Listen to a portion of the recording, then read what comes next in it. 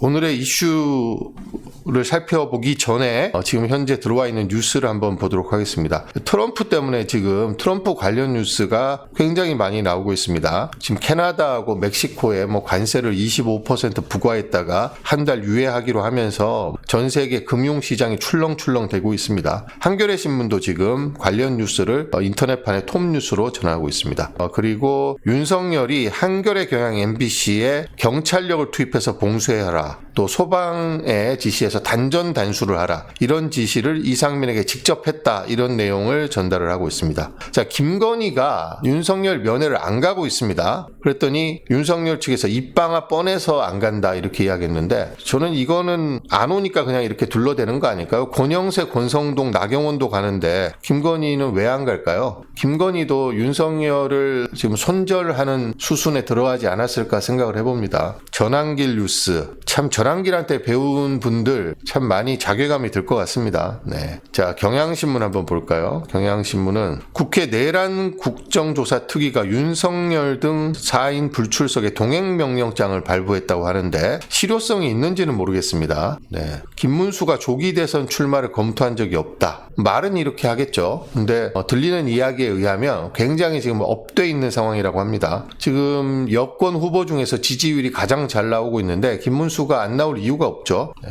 자, 중앙일보 한번 볼까요? 중앙일보도 역시 트럼프 이야기를 톱뉴스로 전달을 하고 있습니다. 그 다음에 동아일보 한번 보겠습니다. 동아일보도 트럼프. 그 다음에 검찰 기소장에 나와 있는 내용이죠. 윤석열이 계엄 국무회의 때 언론사 단전 단수를 지시했다. 동아일보가 지금 공소장 전문을 여기 공개를 했으니까 관심 있으신 분은 읽어보시면 되겠습니다. 자, 김문수가 지지율 상승이 자기 말이 지나가고 보면 맞으니까 나오는 반응이다, 이런 또 황당한 이야기를 했네요. 김문수의 지지율 상승은 정광훈이 자기가 기도를 했더니 김문수다 이렇게 답을 줬다, 이게 쫙 퍼져나가면서 김문수 지지율이 오른 것으로 뻔히 보이는데, 그렇지 않고서야 갑자기 김문수가 이렇게 오를 이유가 있겠습니까? 조선일보 한번 보겠습니다. 조선일보는 지금 그냥 내란 스피커 언론입니다. 지금은 법원 때리기 하다가 지금은 헌재 때리기를 하고 있습니다.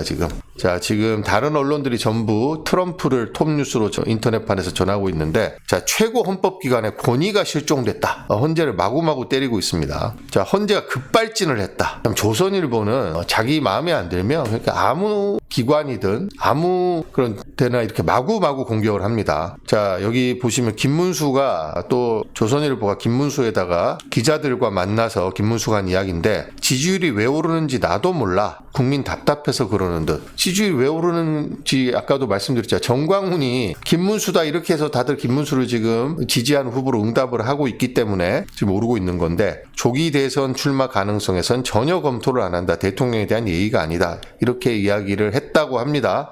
알라형님, 그렇죠. 정광훈의 예지몽. 정광훈이 무슨 예지몽이나 꾸겠습니까? 그냥 헛소리 하는 거죠. 지금 실시간 뉴스는 특별하게 주목할 만한 뉴스가 많지는 않은 것 같습니다. 제가 준비한 소식을 한번 살펴보도록 하겠습니다. 자, 제가 준비한 오늘 뉴스는 세계일보가 설 연휴 기간 동안 KBS, MBC, SBS, 지상파 3사를 비롯해서 많은 언론들이 여론조사를 했습니다. 왜냐? 지금 조기 대선이 다가오고 있으니까 지금 여론조사를 해서 누가 가장 많은 지지를 받고 있는지 확인을 할 필요가 있고, 또 윤석열을 탄핵을 해야 되는지 말아야 되는지 여기에 대한 국민 여론도 살펴보고 해야 하니까 지금 여론조사에 대한 수요가 굉장히 높은 시즌이 됐습니다. 세계일보는 제가 거의 인용을 안 하긴 합니다만 갤럽에 의뢰를 해서 여론조사를 했기 때문에 제가 한번 가장 최신 여론조사라서 여러분과 함께 살펴보려고 합니다. 자, 조사 개요는요, 갤럽이 원래 하고 있는 정기 여론조사하고 거의 똑같습니다. 18세 이상 남녀를 가상전화에서 무작위 추출을 했고요. 안심번호라고 하는 거죠. 그리고 1월 31일부터 2월 1일까지 조사를 했습니다. 이틀 동안. 자, 결과를 한번 살펴보도록 하겠습니다. 자, 보시면 첫 번째 질문이 정당 지지도인데, 민주당이 41, 국민의힘이 38, 조국 혁신당이 3%가 나왔습니다. 근데 제가 요즘 계속해서 여론조사에 대해서 말씀드리고 있는 게 보수 과표집이 두드러지게 나타나고 있다. 자, 한국일보가 한국리서치에 의뢰해서 작년 크리스마스 직전에 실시한 여론조사에 따르면 진보가 365, 보수가 277명이었습니다. 1000명 중에. 근데 요즘 조사를 보면 이 비율이 완전히 달라졌습니다. 여기 보시면 정치 성향별로 1004명 중에서 보수가 359, 중도가 296, 진보가 292입니다. 자, 여기 첫 번째 여기가 민주당이고 여기가 국민의힘인데 보수에서는 국힘이 77, 민주당이 12입니다만 중도에서는 민주당이 40, 국민의힘이 26, 조국혁신당이 4. 자, 진보에서는 민주당 82, 국힘 4, 조국혁신당 7입니다. 자, 모름 응답 거절에서는 25대 31로 국민의힘이 조금 더 높습니다만 저는 보수 과표집을 걷어내고 본다면 민주당과 국민의힘의 정당 지지율 차이가 적어도 10% 이상은 날 것이다. 이렇게 보고 있습니다. 지금 보수 과표집 된 상태에서 지금 민주당이 국힘의 3%포인트 앞서고 있습니다. 조국혁신당까지 포개면 44대 38이니까 6%포인트를 앞서고 있다고 볼 수도 있겠네요. 그래서 내일 만약에 총선이 치러진다면 저는 민주당이 작년 4월에 했던 총선보다 더 큰 승리를 얻을 정도로 지금 앞서고 있다. 라고 보는 게 제 판단입니다. 자, 장내 정치 지도자 차기 대통령감에 대한 조사인데요. 이재명이 37, 김문수 11, 오세훈 7. 자, 보면 김문수가 17 이렇게 가다가 조금 빠지고 있습니다. 정광훈이 지령이 지금 조금 약발이 떨어졌는지 김문수가 빠지고 오세훈, 한동훈, 홍준표, 안철수 순으로 지금 나타나고 있는데 여기도 한번 보수 과표집이 있습니다. 그래서 보수가 359명이고 진보가 292명이기 때문에 보수 중에서는 김문수가 23으로 제일 높고 이재명 12입니다. 그렇지만 중도에서 본다면 이재명 35, 김문수 8입니다. 지금 진보는 72대 1입니다. 자, 모름 응답 거절에서도 이재명 20, 김문수는 4입니다. 그래서 지금 보수 과표집을 걷어낸다면 저는 여권에서도 오세훈이 지금 가장 높은 지지를 받고 있는 게 아닌가 이렇게 생각을 합니다. 그래서 지금 현재 이 보수 과표집을 걷어내지 않은 상태에서 보더라도 이재명 대표가 다자구도에서는 압도적인 1위를 차지하고 있습니다. 자, 민은정님 어제 죄송합니다. 어제 기다리셨는데 제가 방송을 못했습니다. 어제. 자, 이준석, 김동연, 유승민이 다 1위네요. 네. 자, 국민의힘 대선 후보 선호도를 보면 유승민, 김문수, 오세훈, 한동훈, 홍준표, 안철수 순인데 이건 별로 의미가 없습니다. 왜냐하면 더불어민주당 지지자들 중에 31%가 유승민을 꼽았기 때문에 또 조국혁신당 지지자 중에 47%가 유승민을 꼽았기 때문에 이분들은 여권의 대통령 후보를 정하는데 큰 역할이 없는 분들입니다. 그렇기 때문에 국민의힘 지지자에서 누가 높이 나오는지를 봐야 되는데 국민의힘 지지자 중에서는 유승민은 여전히 배신자 프레임에서 벗어나지 못해서 김문수 36, 오세훈 22, 그 다음에 한동훈, 홍준표 순이네요. 그러니까 김문수, 오세훈, 한동훈, 홍준표 순으로 지금 4강을 형성하고 있고 유승민 전 의원은 이 4강에 들지 못하고 있습니다. 지금 유승민 후보가 이번에도 여권 후보가 되기에는 상당히 어렵다고 보여집니다. 지금 결국은 새로운 인물이 나올 리가 없기 때문에 이 중에서 한 명이 여당의 대통령 후보가 되겠죠. 자, 김문수, 오세훈, 한동훈, 홍준표 이 4명 하나 더 넣으면 이제 안철수까지 이 5명이 아마 각축을 벌이지 않을까 생각을 하는데 제가 보기에는 아마 요 3파전 으로 진행될 가능성이 크지 않을까. 만약에 김문수에 대한 조직적인 지지가 계속 이어진다면 김문수도 아마 대통령 후보 경쟁을 벌일 수도 있겠습니다만 상식적으로 생각해 봤을 때는 이 3명이 여권의 대통령 후보 경쟁을 벌이지 않을까 생각을 해봅니다. 자, 민주당 대선 후보에서는 자, 이재명 40, 김동연, 김부겸, 우원식, 김경수, 정세균, 박용진 이렇게 나오는데 여기도 보시면 자, 국민의힘 지지자들이 김동연을 16, 김부겸을 17로 꼽고 있습니다. 지금 이재명은 5. 그러니까 국민의힘 지지자들은 이런 김동연, 김부겸 이런 정치인들을 이재명 후보보다 더 후보가 됐으면 하는 거죠. 그래야지 대통령 선거에서 여권이 조금이라도 승부를 해볼 만하기 때문에 이런 후보를 역선택으로 지금 지지를 하고 있다, 이렇게 볼 수 있습니다. 더불어민주당 지지자 중에서는 81%가 이재명 후보를 지지하고 있고, 여기 보시면 진보에서 74, 중도에서 41이기 때문에 사실상 민주당의 대선 후보는 이재명 대표로 결정이 됐다, 이렇게 봐도 무방할 것 같습니다. 자, 그래서 지금 야당 대선 후보는 이재명 대표로 정해졌습니다. 사실상 확실성이 있죠. 근데 여권의 대선 후보는 지금 누군지 전혀 감을 잡을 수가 없습니다. 누가 대선 후보가 될지. 최상목도 개꿈을 꾸고 있다는 이야기가 있으니까요. 또 어디서 한 명 또 업둥이를 데리고 온다고 설칠지도 모르겠죠. 하지만 지금 여권에서는 뚜렷한 대통령 후보가 없고, 봐봤자 다 그 나물의 그 밥 수준입니다. 다 홍준표, 오세훈, 김문수, 한동훈. 자, 가상 대결을 보면, 자, 이재명, 김문수가 50대 37. 일부 조사에서 김문수가 이기는 조사가 나왔다. 그래서 저희 구독자분들 중에서도 이거 좀 해석 좀 해달라. 세종시민 이원배님께서 좀 해석 좀 해달라고 했는데, 김문수, 이재명은 보수 과표집이 된 상태에서도 이 정도 차이가 납니다. 여기 보시면,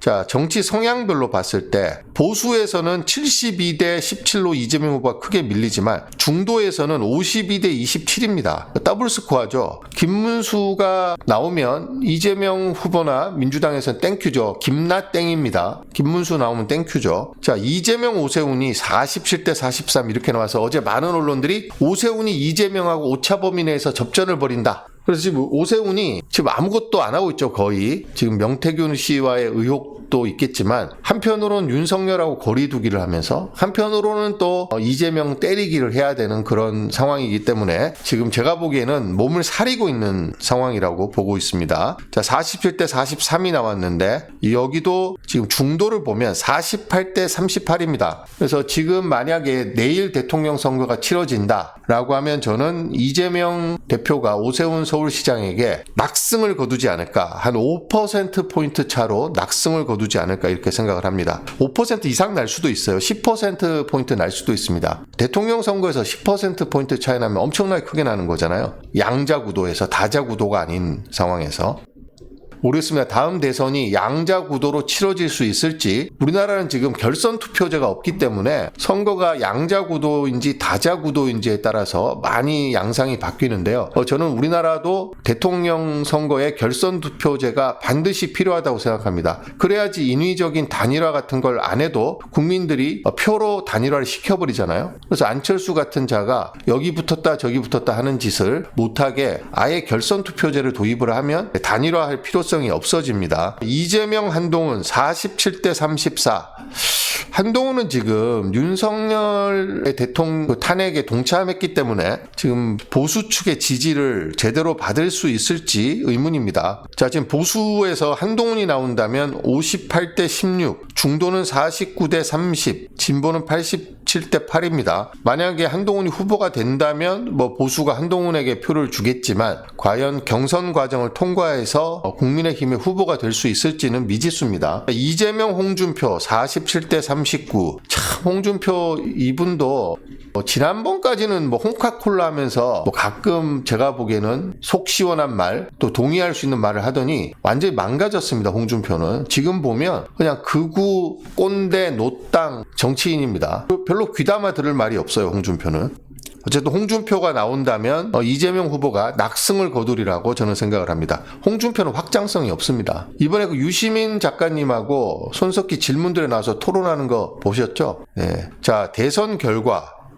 자, 여당 후보 당선, 정권 교체를 위한 야당 후보 당선에 보수 과표집을 걷어내지 않은 상태에서 봐도 40대 52로 12%포인트가 더 높습니다. 이것만 봐도 아마 4말 5초에 대선이 치러지겠죠. 윤석열 탄핵이 2말 3초에 탄핵 인용이 이루어진다고 보면 60일 후에 대선을 치러야 되니까 4말 5초에 대통령 선거가 치러질 텐데, 지금 보면 12%포인트가 더 높습니다. 자, 여기서 보수 과표집을 걷어내기 위해서 중도를 한번 보겠습니다. 중도를 보면 자, 정권 교체가 58, 자, 정권 연장이 31입니다. 자, 모름 응답 거절에서도 31대 24입니다. 중도에서 이미 2배 가까이 정권 교체가 나오고 있기 때문에 이것만 본다면 다음 대선에서는 우리 함사님 말씀처럼 10%포인트 이상 양자 대결에서 다자 대결로 가면 10%포인트 이상 충분히 날 수 있고요. 양자 대결에서 10%포인트 이상 나는 거는 쉽지는 않습니다만 양자 대결에서도 낙승을 거둘 수 있을 것이라고 기대해 볼 수 있겠습니다. 자, 이타행님 안녕하세요. 반갑습니다. 자, 권력 구조에 대해서는 제가 넘어가겠습니다. 자, 윤석열 탄핵 찬반을 보면 찬성이 61, 반대가 36입니다. 자, 정광훈 세력의 어떤 보수 과표집을 독려하는 그런 캠페인이 약발이 약해져 가고 있습니다. 이미 많은 분들이 여기에 대해서 인식을 하고 있고 여론조사에 대해서 보수가 과표집이 되지 않도록 내가 귀찮더라도 여론조사 응답을 좀 완료해 줘야 되겠다.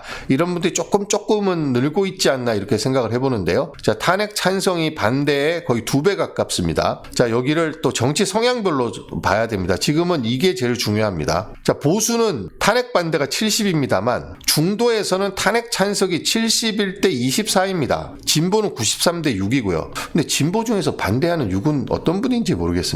왜 반대하시는 거죠? 자, 이걸로 본다면 자, 중도도 지금 3배 이상 탄핵 찬성 의견이 높습니다. 여기 보시면 보수가 359로 제일 많이 표집되어 있거든요. 중도 296, 진보 290인데 보수가 제일 많이 표집되어 있어서 이렇게 윤석열 탄핵 반대를 압도적으로 의견을 표시를 하니까 평균에서 36이나 나오는 겁니다. 이게 찬성 60일밖에 안 나오고 제가 보기엔 보수 과표집을 걷어낸다면 75대 25 정도가 맞지 않을까. 한 3배 정도는 탄핵 찬성 의견이 우세할 것이다. 이렇게 보고 있습니다. 자, 나머지 여론조사는 그냥 넘어가도록 하겠습니다. 자, 여론조사 결과를 살펴봤고요. 여론조사 결과 이어서 자, 저는 윤석열이 대통령 될 자격이 없다라고 후보 시절부터 생각을 했습니다만 그래도 윤석열이 당선됐으니까 그나마 혹시 장점이라도 좀 살려서 우리나라에 이바지할 수 있는 부분이 조금은 있지 않을까. 나름 너무 절망할 수 없어서 기대를 한번 억지로라도 가져보려고 했는데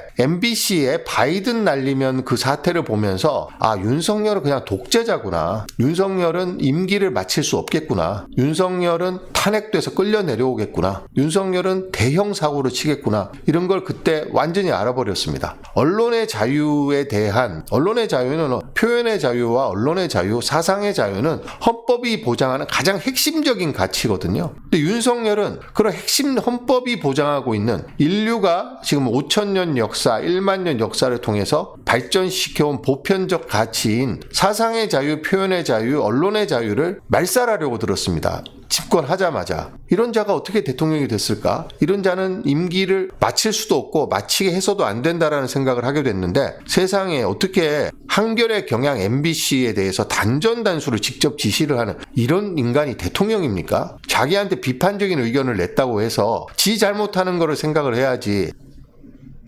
이 뻔뻔한 자의 얼굴을 한번 보십시오. 그래놓고도 거짓말만 지금 하고 있습니다. 자, 공소장을 보면 이상민 행안부 장관한테 경향신문, 한겨레신문, MBC, JTBC 여론조사 꽃을 봉쇄하고 소방청을 통해서 단전단수를 하라는 내용이 적힌 문건을 보여주면서 계엄 선포 이후 조치사항을 지시를 했습니다. 그래서 이상민 장관이 전화도 하고 소방청 청장에게 전화를 하고 차장에게도 전화를 하고 다 했죠. 어떻게 언론사에 단전단수를 시킬 수가 있습니까? 자, 김용현이 윤석열이 계엄을 선포한 직후에 전군 지휘관 회의를 소집을 해서 계엄에 불응하면 항명죄다. 자, 여기 보시면 전군 주요 지휘관들에게 대통령님의 뜻을 받들어 업무 명령을 하달한다. 이 시간 이후에 모든 군사활동은 장관이 책임진다. 공이 있다면 여러분의 몫이고 책임진다면 장관의 몫이다. 오직 부여된 임무에만 전념하고 혹여 명령에 불응하거나 태만한 자는 항명죄로 다스려서 군율이 얼마나 엄중한지를 알릴 것이다. 라고 발언했다고 합니다. 근데 이 김용현이요, 국회 국방위 전체회의에 출석해서 계엄을 준비하는 거 아니냐라는 의혹을 야당 의원들이 제기를 했더니 지금 21세기에 계엄이 가능합니까? 그걸 따르는 군인들이 있겠습니까? 저도 안 따를 겁니다. 라고 거짓말을 그때 계엄 준비를 다 하고 있었으면서 국민을 상대로 그렇게 거짓말을 했던 사람입니다. 이래놓고 이 사람이 국회 국방위 전체회의에 김용현의 발언 내용은 전군 주요 지휘관들이 다 봤을 겁니다. 그랬던 김용현이 불과 2달 뒤에 전군 지휘관들을 모아놓고 책임은 장관의 몫이다. 명령에 불응하거나 태만한 자는 항명죄로 다스려서 군율이 얼마나 엄중한지를 알릴 것이다. 얼마나 뻔뻔스러운 작자들입니까? 이렇게 자기 말을 뒤집는데 일말의 양심의 가책이나 주저함이 없습니다. 이 인간들은.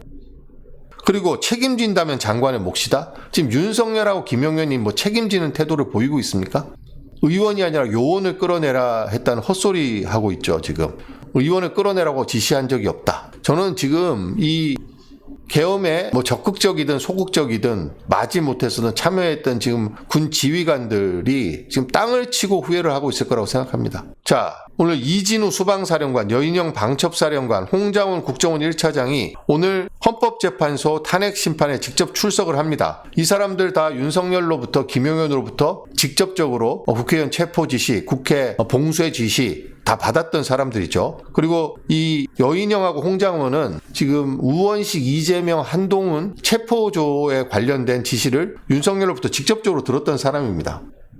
자, 지금 곽종근 사령관이 의원이 아니라 요원으로 진술했다. 지금 김병주 민주당 의원의 유튜브 채널에서 최초로 말실수를 했든지 요원이라고 한번 한 적은 있는 것 같습니다. 그랬더니 조선일보가 김용현이 요원이라고 했다고 하니까 그 다음날 또 기사를 썼습니다. 김병주 유튜브에서 곽종근이 요원이라고 했는데 김병주가 의원이 의원이라고 한 거 맞죠라고 해서 곽종근 사령관이 네 맞습니다 이렇게 인정한 것처럼 했는데 말이 안 되는 이야기죠. 요원들을 왜 끌어냅니까? 철수시키면 되지. 말 같지도 않은 이야기를 해놓고 지금 대통령하고 윤석열하고 김용현이 뻔뻔스럽게 나오니까 이 곽종근 이 특전사령관이 옥중 노트를 통해서 국회의원을 빼내라 한 게 맞다라고 반박을 했다고 합니다. 근데 이게 반박거리가 된다는 것 자체가 너무 우습잖아요. 자, 우리가 상대가 내려가면 우리가 수준을 낮추지 않으면 상대랑 싸울 수가 없습니다. 상대가 내려가면 또 내려가야 되고 내려가면 또 내려가야 되니까 이 윤석열과 김용현 이 양아치들이 하도 수준을 내려가니까 곽종근 사령관도 같이 내려가서 이렇게 해야 될 수밖에 없는 상황에 처한 겁니다. 이 사람이 잘했다는 게 아니라 이 사람 처벌받아야죠. 출세욕에 눈이 멀어서 특전사 군인들을 내란에 참여를 시켰고 동원을 했으니까 처벌을 받아야 되는데 지금 이자들이 하는 짓이 하도 한심하니까 옥중에서 편지를 써갖고 지금 반박을 했습니다.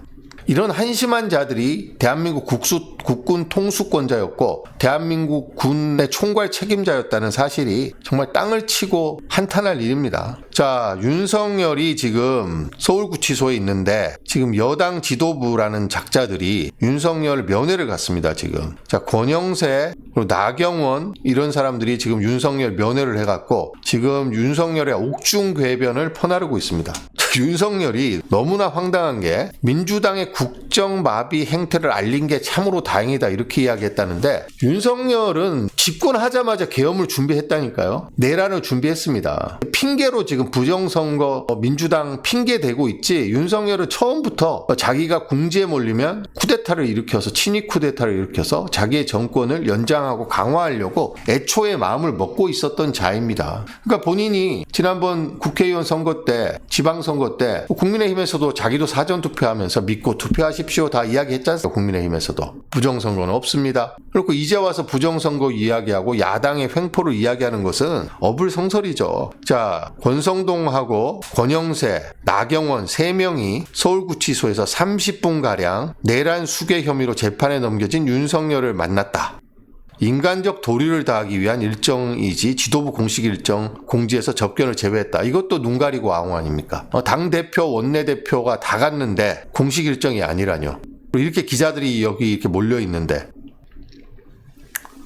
자, 윤석열이 여기에서 이번 계엄을 통해서 국민들이 얼마나 민주당이 일당으로서 마음대로 국정을 사실상 마비시켰는지 여러 행태를 알게 된 것은 다행이다 라고 나경원이 전했다고 합니다. 줄탄핵, 예산 삭감 등 의회 독재로 국정이 마비되는 것을 그냥 바라만 보고 있을 수는 없었다. 그래서 계엄 같은 생각을 할 수밖에 없었다. 과거 나치도 선거에 의해서 정권을 잡았는데 어떻게 보면 민주당의 독재가 그런 형태가 되는 게 아닐지 걱정한다. 야, 너무 황당합니다. 이거는 윤석열한테 해야 되는 이야기죠. 윤석열이 저는 선거를 통해서 집권했다는 것 자체가 너무 황당합니다. 그래서 나치가 선거를 통해서 집권하듯이 윤석열도 선거를 통해서 윤석열 같은 작자가 쿠데타가 아니라 선거를 통해서 집권했다는 것 자체가 너무 황당한 일인데 사실상 쿠데타가 있었죠. 윤석열은 검찰권을 이용한 사실상 연성 쿠데타를 저지른 거죠. 그래놓고 이런 소리를 하니까 자, 당이 하나가 돼서 2030 청년들을 비롯해 국민 여러분의 희망을 만들어줄 수 있는 당의 역할을 부탁한다. 정말 설을 맞아서 온 국민을 절망에 빠뜨린 장본인이 누구입니까? 여기 보면 망상에 사로잡혀서 국정과 민생을 파탄낸 것으로 모자라서 지속적으로 극렬 지지층을 선동하면서 극단적 혼란을 부추기고 있습니다. 최대 원인 제공자가 한마디 반성과 사과도 없이 당의 역할을 운운하면서 옥중 교실을 내리듯 하고 있으니 어처구니가 없죠. 극렬 지지층의 눈치를 보면서 윤석열이 뭐라고 떠들든 떠받들고 옹호하기 급한 국힘 지도부의 굴종적 행태가 이런 비정상을 초래하고 있는 겁니다. 한겨레 신문 사설인데요. 윤석열 접견한 권영세, 권성동, 내란숙의 들러리 원하나? 자, 여러분 여기에서 제 개인적인 생각을 하나 말씀드릴게요. 뭐 가능한 이야기는 아닙니다만 검사들은 정치권 진출을 금지시켜야 된다고 저는 생각합니다. 윤석열 검사, 권영세 검사, 권성동 검사, 이 검사 출신들이요 공감 능력이 전혀 없습니다. 그리고 독재 시대의 그런 권력으로 반대 세력을 짓밟고 그리고 궤변으로 국민들을 현혹하고 이런 데만 익숙한 사람들이기 때문에 기본적으로 일반 국민들의 삶에 대한 이해가 부족하고 권력을 향유하고 행사하는 데만 익숙한 사람이라서 저는 검사들이 정치인이 되는 것에 대해서 이 원천적으로 금지시켜야 되는 거 아니냐 하는 정도로 부정적인 인식을 갖고 있습니다. 물론 이제 박은정 검사 출신 국회의원이라든지 이성윤 검사 출신 국회의원 이런 분들도 있습니다만 이런 분들이 필요한 이유는 이런 검사 출신 정치인들을 맞상대하려고 하니까 또 필요한 측면이 있다고 저는 생각을 하거든요.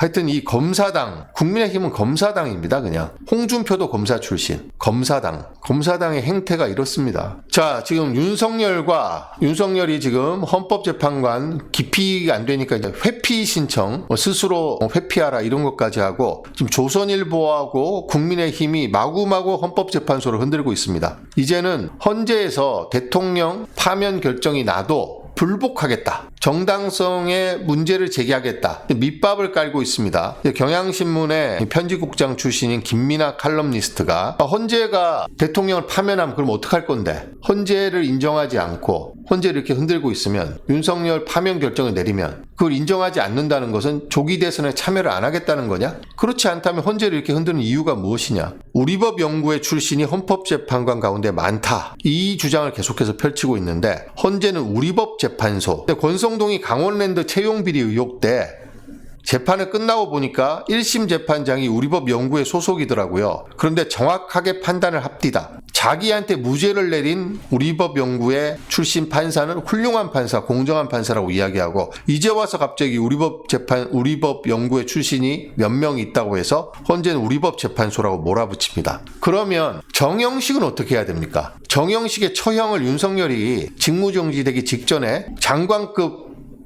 기관장으로 임명을 했는데 진실과 화해 위원장인가요? 그러면은 정영식은 윤석열로부터 정영식 가족은 공직을 뇌물로 받았다고 볼 수 있습니다. 그런데 우리법 연구회 출신이 이렇게 물고 늘어지는 것은 이거는 상식에도 맞지 않고 논리도 없습니다, 지금. 자, 그리고 보면 문영배 헌재소장 권한대행이 이재명 대표하고 사시 동기고 10여 년 전에 SNS로 민사를 주고받았다고 해서 가깝다라고 주장을 하는데 권성동은 이재명 대표랑 중앙대 법대 선후배 사이고 사법고시를 같이 공부했던 사이입니다.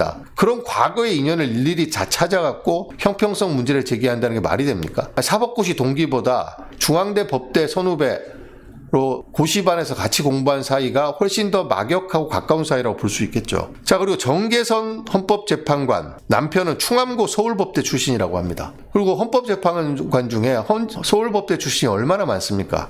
다 윤석열 동문 아닙니까? 국민의힘은 제가 보기에는 해체 수준으로 가야 될 거라고 생각합니다. 지금 도무지 공당으로서 궤를 너무 심하게 벗어나서 정상적인 범주 안에서 민주당하고 대결을 펼칠 수 있는 정당이라고 보기 힘든 수준입니다, 지금. 자, 한겨레 신문 권태호 칼럼을 통해서 지금 헌법재판소 재판관들의 사상 검증을 하겠다. 국민의힘과 극우 세력, 조선일보, 지금 연좌제 시대인가 헌법재판관들이 우리 법률이 정한 절차에 따라서 임명이 됐는데 그분들의 머릿속 생각을 들여다보면서 옳다 그르다를 이야기한다는 것 자체가 연좌제로 돌아가는 거죠. 가족 따지면서 출신 대학 따지면서 자, 우리 문영배 헌법소장 권한대행이 이재명 대표하고 사시동기라고 계속해서 공격을 하고 있는데 문영배 소장은 경남 출신입니다. 소장 권한대행은. 만약에 문영배 소장이 호남 출신이었으면 그거 갖고 얼마나 걸고 넘어졌을까요? 경남 하동 출신인가 그렇습니다. 문영배 소장이. 근데 거기에 대해서는 언급을 안 하잖아요. 저는 출신 지역에 따라서 사람의 성향을 분류하는 것 자체도 글러먹었다고 생각하지만 문영배 소장이 이재명 대표와 사시동기인 거는 이야기하면서 출신 지역은 이야기하지 않습니다. 제가 혈색이 좋은 게 아니고요. 지금 포커싱을 조금 날렸습니다. 제가 혈색이 안 좋아서. 네, 어쨌든 좋게 보인다니 감사합니다. 자, 헌법재판관 개인에 대한 공격이 상식과 합리를 벗어났다. 자, 8명의 재판관 가운데 문재인 전 대통령이 지명한 문형배, 이미선 재판관과 더불어민주당이 추천한 정계선 재판관 등 3명이 공격 대상입니다. 자, SNS에서 페이스북에서 문파님 여기서 만나다니 잘 계시죠? 만화님께 안부를 이라고 댓글을 단 것까지 지금 친분을 있다라고 목소리를 높이고 있습니다. 이재명 대표 어머니 돌아가셨을 때 조문은커녕 부의도 안 했대잖아요. 근데 이런 걸 따져야 됩니까? 제가 오늘 참 주제를 이야기해야 되는데 지금 딴 얘기하다가 너무 시간을 많이 끌어서 제가 주제로 넘어가도록 하겠습니다. 자, 오늘의 주제는 다시 한번 유시민이 너무나 소중한 이유입니다. 자, 보시면 김경수가 한국에 돌아와서 이재명 대표가 정당 사유화를 벌여야 조선일보가 이렇게 크게 써줍니다. 자, 치욕을 느끼며 당 떠난 분들의 사과회야. 조선일보가 김경수가 이 말 해준 게 얼마나 반가웠을까요? 임종석 또 조선일보 기사입니다. 대선 패배 문재인에게 떠넘긴 민주 이재명 부족 받아들여. 자, 조선일보가 또 임종석의 이야기를 이렇게 또 크게 실어줍니다. 자, 문재인 대통령 이재명에게 비판적인 사람도 포용을 김경수 김부겸 활용 제한. 설 연휴 동안 민주당 지지자들의 복장을 터지게 했던 뉴스들이죠. 이게. 자, 유시민 작가가 우리에게 너무나 소중한 이유에 대해서 제가 제 생각을 말씀드리겠습니다. 자, 유시민 작가는 많은 사람들이 대선에 출마할 것이다 라고 의심을 했습니다만 본인은 공직선거에 나서지 않겠다는 뜻을 아마 10여 년 전부터 계속해서 밝히고 있습니다. 본인이 어떤 정치적인 자리, 정치적인 야망을 위해서 지금 활동하는 게 아니라 우리나라의 민주주의를 위해서, 민주진영을 위해서 본인이 직접 나서서 그 많은 공격을 온몸으로 다 받아내면서 각종 매체에 출연하고 기고를 하고 하면서 윤석열 독재 정부, 극우 세력과 맞서서 싸우고 있습니다. 그래서 유시민 작가님 한 명의 존재가 지금 엄청납니다. 그리고 유시민 작가님은 시시비비를 분명히 가려서 이야기를 해줍니다. 애매하게 이야기를 해주지 않고 무엇이 옳고 그른지에 대해서 본인의 생각을 아주 정확하게 이야기해주기 때문에 우리가 무엇이 옳고 그른지 좀 헷갈리는 분들이 듣고 본인의 의견을 정리하는데 굉장히 도움되는 이야기를 많이 해주십니다. 그리고 유시민 작가님은 정치에 대한 분석과 예상 능력이 탁월합니다. 본인이 경제학 석사를 전공했고 여러 가지 여론조사에 대한 통계적인 공부도 많이 하고 어떤 실제 정치, 현실 정치에 오랫동안 참여를 하기도 했고 또 많은 독서를 통해서 스스로도 많은 책을 낸 그런 저술가이기도 하고 이런 여러 가지 능력을 종합해서 아주 탁월한 분석과 예측을 하고 있기 때문에 우리가 불확실한 이 대한민국의 정치 상황을 이해하는 데 큰 도움을 주고 있습니다. 자, 지금 손석희의 질문들에 홍준표, 유시민 이 두 분이 나와서 토론을 했죠. 자, 홍준표, 유시민은 제가 정치합시다 를 기획했을 때 2019년이었습니다. 2020년 총선을 앞두고 정치합시다를 기획했을 때 출연자로 유시민 작가님하고 홍준표 당시 전 경남지사였죠. 이 두 분을 섭외해서 녹화를 했는데 이때 우여곡절이 굉장히 많았습니다. 홍준표 이 양반이 한다 그랬다 안 한다 그랬다가 엄청나게 말을 바꾸고 저를 애를 먹이고 하기로 했습니다. 그래서 그때 출연자가 유시민, 홍준표의 주진형 전 한화증권 대표, 박성민 정치 컨설턴트, 정한울 여론조사 전문가, 이렇게 5명이, 최원정 아나운서가 MC고 6명이 출연하는 정치합시다를 녹화하기 위해서 예비 촬영을 했습니다. 포스터라든지 홍보 동영상 만들 예비 촬영도 하고 다 마쳤는데, 홍준표, 그날이 금요일이었습니다. 토요일 날 저한테 전화를 해서 홍준표 씨가 엄청나게 소리를 지르면서 고래고래 고함을 지르면서 그런 건방진 XX들하고 내가 그런 하찮은 것들하고 내가 어떻게 방송을 할 수 있겠느냐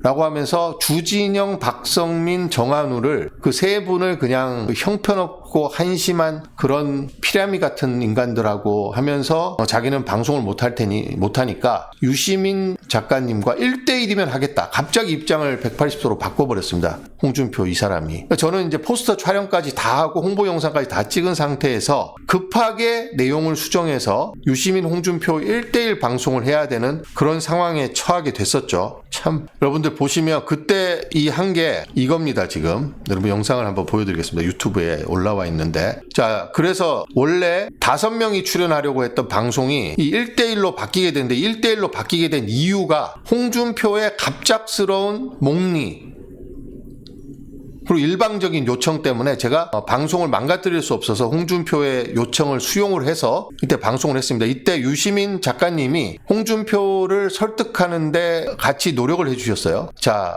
같이 합시다. 그래도 의미 있는 방송이니까 우리가 나와서 이번 총선 앞둔 한국 정치에 대해서 토론을 해봅시다.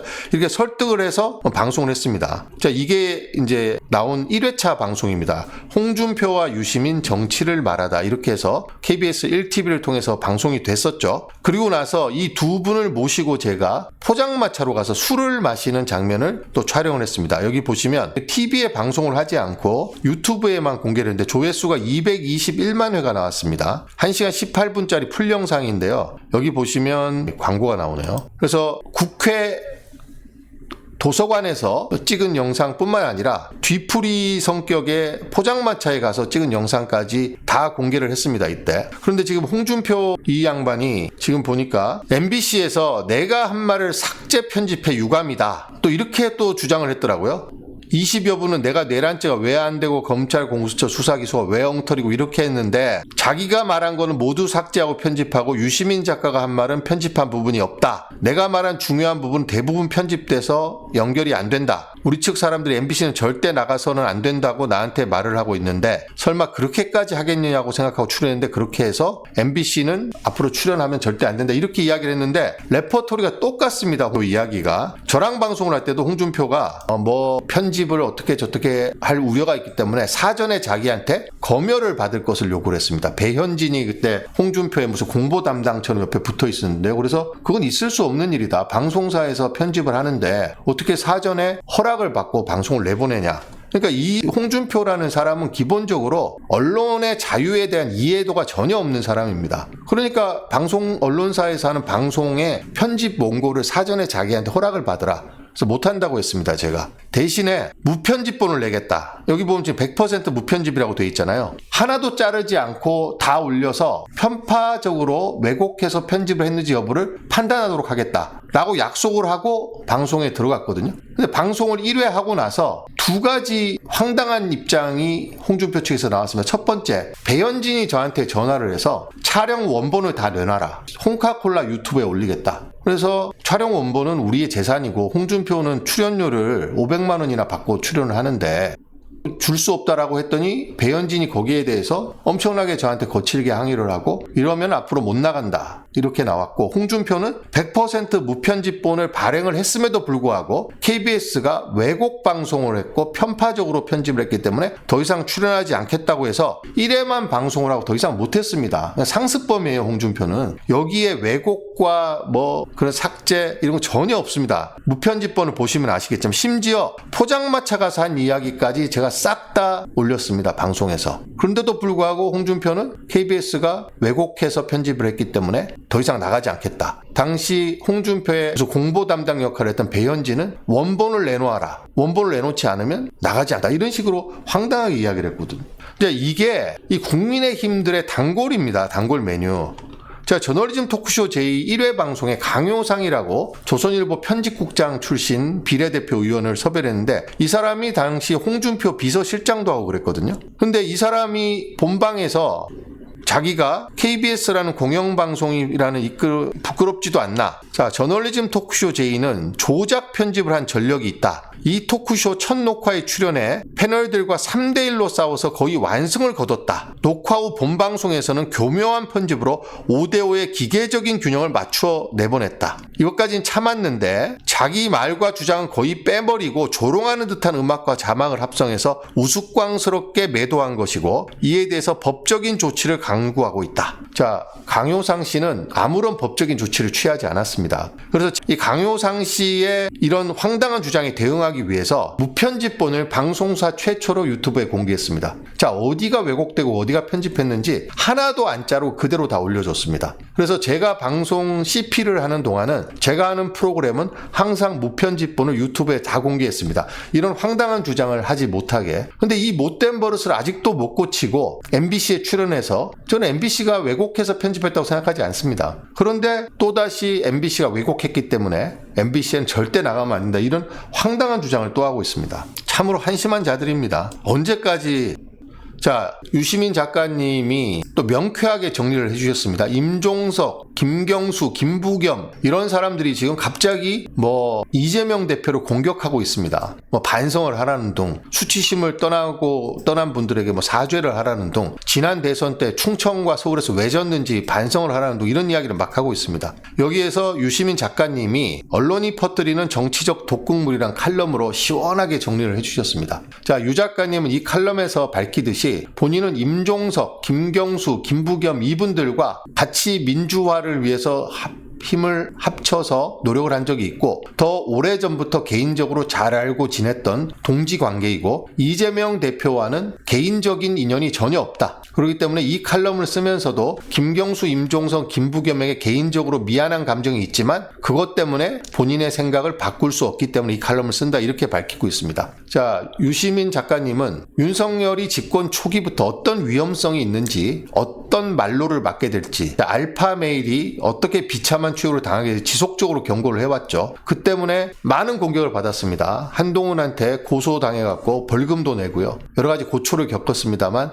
그럼에도 불구하고 계속해서 대한민국의 민주주의 발전을 위해서 목소리를 내고 있는 분이라고 저는 생각을 합니다. 자, 유시민 작가님은 이재명 대표하고 인연이 없습니다. 개인적으로. 이재명 대표의 책을 여러 권 읽어보고 이재명 대표가 그 소년공부터 시작해서 그 어려운 환경 속에서 혼자 독학을 해서 중앙대학교에 들어가서 사법고시를 합격할 정도로 불굴의 의지 그리고 명민한 두뇌를 가졌다. 그리고 그가 성남시장 경기도지사로 재직하면서 보여주었던 또 공적인 마인드 그리고 실행력 그리고 이번 윤석열 사태 윤석열 정권에 맞서서 총선을 승리로 이끈 이재명의 리더십 그리고 윤석열이 계엄을 선포했을 때 그걸 미리 예측하고 충분히 경고를 해왔고 계엄 선포 당일 유튜브 라이브 방송을 통해서 계엄 사태에 대한 해법을 가장 신속하게 전달을 해서 국회로 민주당 의원들을 모아서 계엄 해제를 했고 결국 윤석열을 구속 기소까지 이끌게 한 그 리더십 등을 봤을 때 이재명이 지금 이 시점에서 대한민국 최고의 지도자라 이렇게 평가를 하고 있습니다. 근데 이런 평가를 하는 게 쉽지가 않습니다. 보통 이런 평가를 하는 사람들은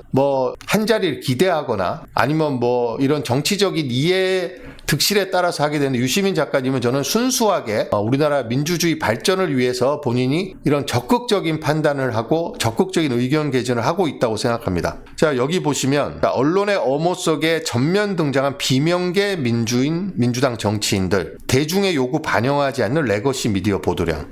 자, 임종석, 김경수, 김부겸의 발언을 얼마나 많은 언론들이 퍼날랐습니까? 아마 김경수하고 임종석은 자기가 많은 보수 극우 언론 같지 않은 언론들이 자기의 한 말을 막 퍼나르면서 엄청나게 효능감을 느꼈을지 모르겠습니다. 야, 내가 아직 죽지 않았구나, 살아있네. 자, 양상훈, 윤석열 제거됐으니 이참에 이재명도 제거됐으면 하는 양상문의 칼럼, 이런 칼럼과 지금 임종석, 김경수의 이런 발언이 같다고 보는 거죠. 민주당 지지자들은 이런 발언과 이런 칼럼을 정치적인 독극물로 판정하고 아예 걸러버린다는 겁니다. 자, 윤석열 파면 조기 대선 이재명 원톱은 정해진 겁니다. 지금 민주당에서. 이제 와서 임종석과 김경수는 무엇을 노리고 저런 말을 하는 것입니까? 여기에 대해서 용기를 갖고 분명하게 단호하게 유시민 작가님 이 칼럼을 통해서 이야기하고 있습니다. 자, 이재명 대표가 부산에서 거의 살해당할 뻔했잖아요. 김진성이라는 그 극우 유튜버에 중독된 사람이 이재명 대표의 목을 찔러서 거의 죽을 뻔했습니다. 윤석열이 이재명 대표와 가족을 탈탈탈 털어서 5건을 기소를 했나요? 지금 5건의 재판을 받고 있습니다. 지금 언론이 그렇게 지속적으로 이재명을 죽이려고 하고 있고 죽어라 저주를 퍼붓고 있는데도 죽지 않고 이번 윤석열 내란을 제압한 이재명 대표. 그러니까 임종석, 김경수, 김부겸 등등이 이런 조선일보 이런 데가 기사로 막 써주니까 거기에 중독돼 갖고 이런 헛소리를 하는 걸로는 이재명 대표를 이길 수도 없고 타격을 줄 수도 없다는 아주 냉철한 칼럼입니다. 김어준의 뉴스공장에 나온 영상도 지금 되게 화제가 되고 있는데 뭐 임종석, 뭐 김경수, 김부겸 이런 분들이 이렇게 말했다는데요 했더니 근데 뭐 한마디로 정리했지 않습니까? 근데 뭐 김경수는 치욕을 느끼면서 떠난 분들이 사죄하라고 했는데 본인은 드루킹 댓글 조작 사건으로 실형을 선고받고 있다 윤석열로부터 사면 복권된 사람입니다. 뭐하고 있다고 이제 나타와서 그런 헛소리를 하는지 이해가 안 됩니다. 문재인 전 대통령의 대선 때 비서를 한 게 벼슬입니까? 지금 자중해야 될 때 임종석도 과거 본인이 전대협의 황제 학생 운동권 출신이라서 운동권 출신이 아닌 이재명 대표를 우습게 보는 겁니까? 저는 이제 총학생회장 출신 중에 그런 분들이 꽤 많이 보이는 것 같아요. 총학생회장 한 걸로 국회의원 그만큼 하고 권력을 향유를 했으면 좀 만족할 줄도 알아야죠. 지금 정청래 법사위원장처럼 내란을 진압하는데 힘을 보태야 되지 왜 이재명 대표를 공격하고 민주당을 공격합니까? 자, 유시민 작가님이 민들레 기고한 이 칼럼은 굉장히 용기가 있고 이런 말 하기가 쉽지 않습니다. 같은 민주 진영 안에서 냉철하고 정확하다고 생각합니다. 그래서 본인이 어떤 정치적인 이해관계, 이해타산도 따지지 않고 순수하게 우리나라의 민주주의 발전을 위해서 본인의 역할에 최선을 다하고 있는 게 유시민 작가님이다.